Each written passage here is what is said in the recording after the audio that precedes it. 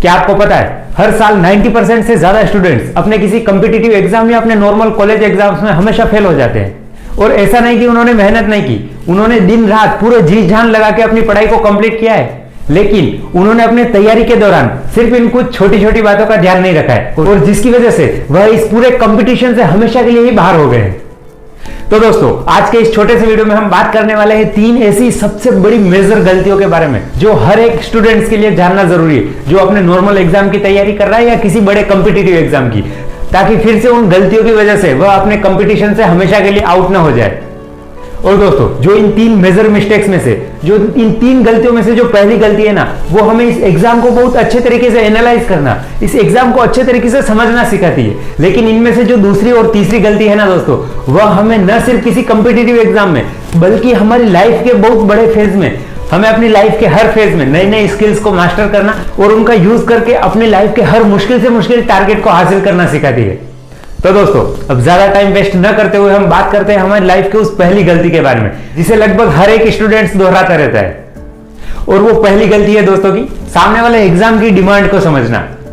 जी हाँ दोस्तों, आप जिस किसी भी कॉम्पिटिटिव एग्जाम की तैयारी कर रहे हैं या जिस एग्जाम में बैठने वाले हैं, उस एग्जाम की आपसे रिक्वायरमेंट क्या है, वो एग्जाम आपसे चाहता क्या है, उस एग्जाम का पैटर्न क्या है। और दोस्तों, ऐसी कई बेसिक डिटेल्स जो एक तैयारी करने वाले स्टूडेंट्स को डेफिनेटली पता होनी चाहिए। लेकिन अब ये सवाल है दोस्तों कि ये सब चीजें जानना हमारे लिए इतना जरूरी क्यों है?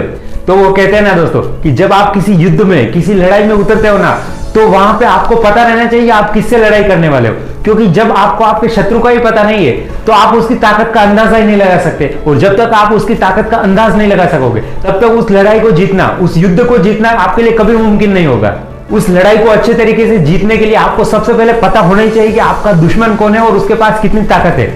और इसीलिए दोस्तों, हम जिस एग्जाम की तैयारी कर रहे हैं, भले ही वह हमारा दुश्मन ना हो, लेकिन किसी भी एग्जाम को क्रैक करने के लिए दोस्तों सबसे पहले हमें उसके बेसिक डिटेल्स का पता होना बहुत जरूरी है।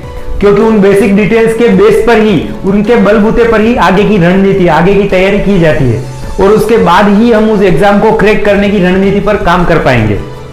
उसके बाद हम बात करते हैं दोस्तों सेकंड और सबसे इंपॉर्टेंट गलती के बारे में, जिसे अगर आपने मास्टर कर लिया ना, तो आप बहुत ही कम समय में बहुत ज्यादा आगे निकल जाओगे।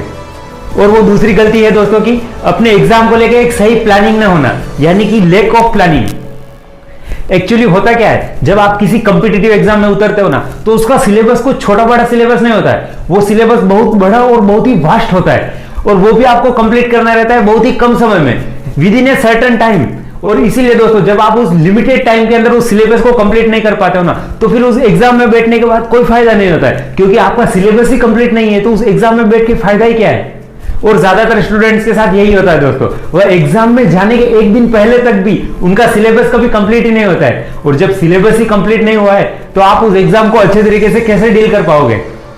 लेकिन आपका ये सिलेबस आपसे कंप्लीट क्यों नहीं होता है? जबकि कुछ लड़के लड़कियां, कुछ स्टूडेंट्स जो उन एग्जाम्स को टॉप करते हैं, उन्हें भी उतना ही टाइम मिला रहता है दोस्तों जितना कि आपको मिलता है, लेकिन उन्होंने इसी टाइम के अंदर इतने बड़े सिलेबस को, इतने वास्ट सिलेबस को उन्होंने अच्छे तरीके से कंप्लीट किया है और उस एग्जाम को टॉप भी किया है।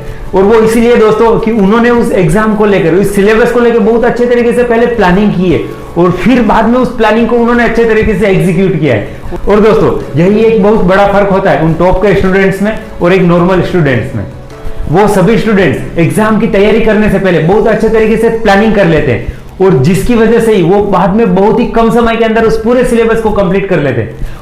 और कुछ लोग हमेशा कहकर भी तो गए कि अगर आप किसी भी काम को करने से पहले उसकी अच्छे से प्लानिंग कर लेते हो तो दोस्तों आप 50% से ज्यादा काम को तो वहीं पे आपने कंप्लीट कर लिया है, बाकी बचा हुआ 50% काम आपको बस एग्जीक्यूशन करके, एक्शन लेके कंप्लीट करना है। 50% लड़ाई तो आप वहीं पर जीत चुके हो सिर्फ प्लानिंग के बेसिस पर। इसीलिए दोस्तों, प्लानिंग की, एक सही प्लानिंग की, एक सही रणनीति की इंपॉर्टेंस बहुत ज्यादा है, इसे कभी इग्नोर नहीं किया जा सकता है।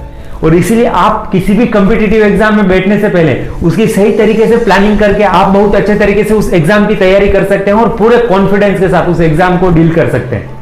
तो दोस्तों, अब बढ़ते हैं तीसरी और सबसे आखिरी गलती पर। लेकिन उससे पहले, अगर अभी तक का ये वीडियो आपको अपने लिए थोड़ा सा भी यूजफुल लगा है ना, तो इस वीडियो को लाइक जरूर कर ले। और अब बात करते हैं उस तीसरी गलती के बारे में, जो कि है दोस्तों की प्रैक्टिस ना करना, यानी कि लैक ऑफ प्रैक्टिस। लेकिन प्रैक्टिस किसकी?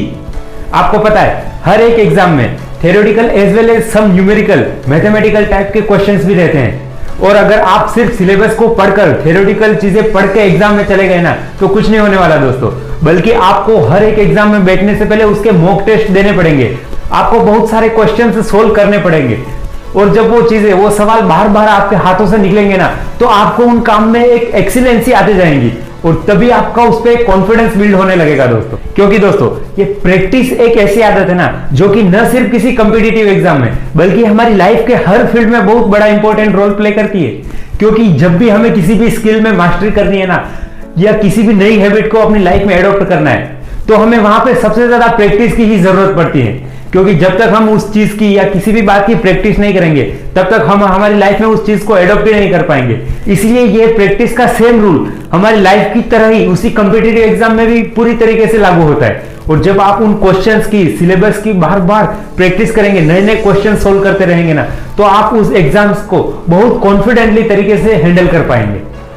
और इसीलिए दोस्तों इस तीसरी गलती को मास्टर करने के बाद आप पूरे कॉन्फिडेंस के साथ हर एक कॉम्पिटिटिव एग्जाम में बैठ सकते हैं और उसे पूरी तरीके से डील कर सकते हैं। तो दोस्तों आज के इस वीडियो की अगर शॉर्ट में समरी देखी जाए ना तो हमने 3 गलतियों के बारे में सीखा है जिन्हें हमें हमेशा अवॉइड करना चाहिए। हर एक एग्जाम की डिमांड को, उसकी अंडरस्टैंडिंग को समझ के पहली गलती को अवॉइड किया जा सकता है। दूसरी गलती यानी लैक ऑफ प्लानिंग, तो वहां पे हम सही तरीके से प्लानिंग करके एक सही रणनीति बना के उस गलती को भी अवॉइड कर सकते हैं। और तीसरी गलती है दोस्तों की लैक ऑफ प्रैक्टिस, यानी कि जो चीजें हमारे लिए जरूरी है उनकी बार बार प्रैक्टिस करके हम इस गलती को भी आसानी से मास्टर कर सकते हैं। तो दोस्तों आज के इस वीडियो में इतना ही। इस वीडियो के बारे में आपके क्या विचार है ये डायरेक्शन ऑफ लाइफ के साथ कमेंट्स करके जरूर बताएं। और हाँ, डायरेक्शन ऑफ लाइफ हमेशा आपके लिए ऐसे यूजफुल और इंफॉर्मेटिव वीडियोस लेके आता रहेगा। तो ऐसे ही यूजफुल वीडियोस से जुड़े रहने के लिए डायरेक्शन ऑफ लाइफ के इस चैनल को सब्सक्राइब जरूर कर ले। तो दोस्तों फिर से मिलते हैं अगले एक और मजेदार और इंटरेस्टिंग वीडियो में। तब तक बने रहिए डायरेक्शन ऑफ लाइफ के साथ और दीजिए आपकी लाइफ को एक पॉजिटिव डायरेक्शन। जय हिंद।